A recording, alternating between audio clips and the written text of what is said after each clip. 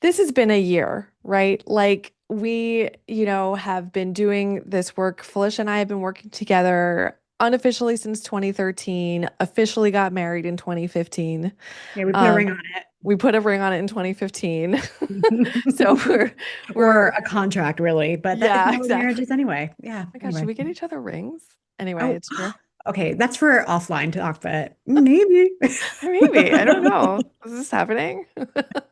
Um, Are we committing? Is this a recommitment ceremony? Oh my God, we're doing a recommend. It's such a perfect time because for those of you who've been with us for a really long time, we started out as a women in tech group in 2017.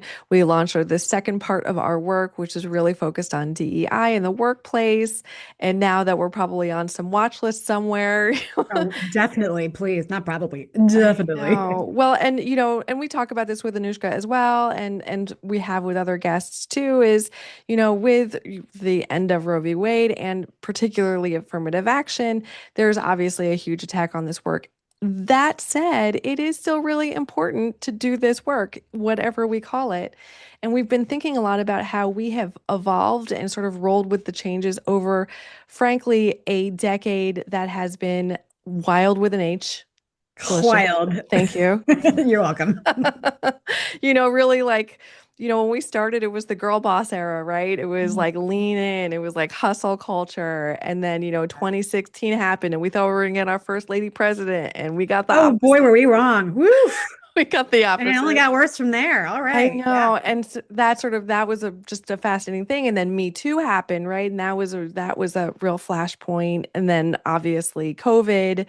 After the murder of George Floyd, the sort of rising awareness around anti-racist workplaces, and now that huge backlash, right? And so through it all, Felicia and I have been together, ride or die, regardless of what coast we're on. And so now we're kind of in this really interesting space where we're like, we actually have done a lot of work around change readiness and change management and thinking about the future.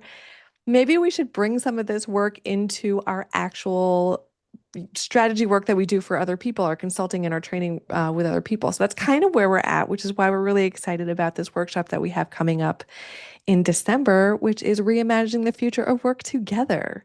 So with all that Yeah. said, Felicia, do you want to share a little bit about it?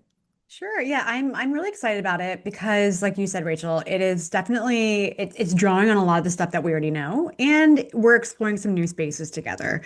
So, for anyone who is a regular listener, you know that our podcasting this year has also been a little bit wild, but I think it makes sense, and I think the Futures of Work workshop really is kind of representative of how we're trying to tie all that stuff together. So we're building on the strategy stuff. We're talking about, workplace life, culture, all that good stuff. And we're bringing, I don't want to call it the woo in, but we're bringing in a little bit of that like manifestation and really like trying to be creative, which you and I have talked a lot personally about how, especially I think like this year, the last few years even, it's been really a struggle to kind of get out of the grind and just like survival mode and actually bring back in ways to be creative. So that's what the idea of this workshop's all about. So we're gonna talk about like where are we right now in 2025, starting into 2026, like what's going on with the current work landscape and like what's actually shifting in the work landscape. Because there, as you mentioned, a lot of these changes, but even this year, there have been a lot of changes. I mean, AI alone has been huge, but where are we at this point in time right now? And then we're going to go into discussing a couple of these different concepts and topics that are really big in futures thinking, such as future shock. I don't know if you want to give folks like a teaser for future shock at all, or if they should just sign up for the workshop and learn more. But I mean, yeah, I'll give a little bit of just a teaser. If you're familiar with culture shock, when you think about going to another country and the kind of shock that you experience, this is very similar to future shock, and we'll certainly get into it a bit more. But you can imagine that because we are experiencing so many different things that are we're kind of in the future right now. What does that mean? yeah. And then we're going to go from there into talking a little bit about like manifestation, intention setting, but giving our twist on it, which is always, always, always grounding in research and data, which is that's like our hallmark. That's how we roll. That's the vibe. So we're not just giving you the woo without some real data behind it. And then we're going to really kind of think about what could and what should, in all honesty, a future of work, like a future workplace look like? What could that be like? Because the idea is that we don't want to just have change happen to us. We want to be change makers. And so this is going to be a really, I think, fun, unique, creative way to start that mental process and that creation process. And then we'll kind of tie it all up together with a nice little bow at the end. So yeah, if you're intrigued, like check it out. It's something new for us, but like I said, it brings together a lot of what we've been working on. So I think it'll be a really fun 2 hours of time together. Yeah, I agree. I am so excited for this because I've definitely been geeking out about all things futures thinking. And I think it's also really important to point out that the manifestation piece, while it is 100% people are thinking like, it's the secret, what is It's so not. interesting, it Yeah. isn't. It actually isn't. Yeah, it's there. We'll talk more about it in the workshop and we'll probably bring it up in other contexts as well.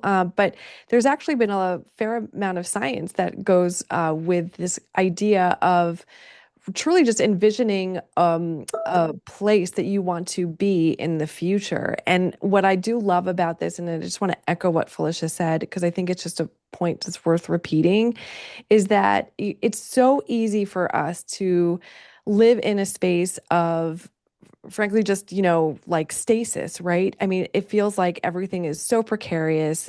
There's so much fear, there's so much anxiety, there's so much exhaustion. And so Mm. how do we come together and say, no, actually, all of this stuff that's being done to us, we have some agency. We actually do. Especially, and one of the things I love about this workshop is that I want to key on the term together, because Mm. when we come together to create a space in a world that we want to live in, workplace or otherwise, it actually can happen. These things aren't just happening because, oh, it's not like all of these systems just always existed in the world.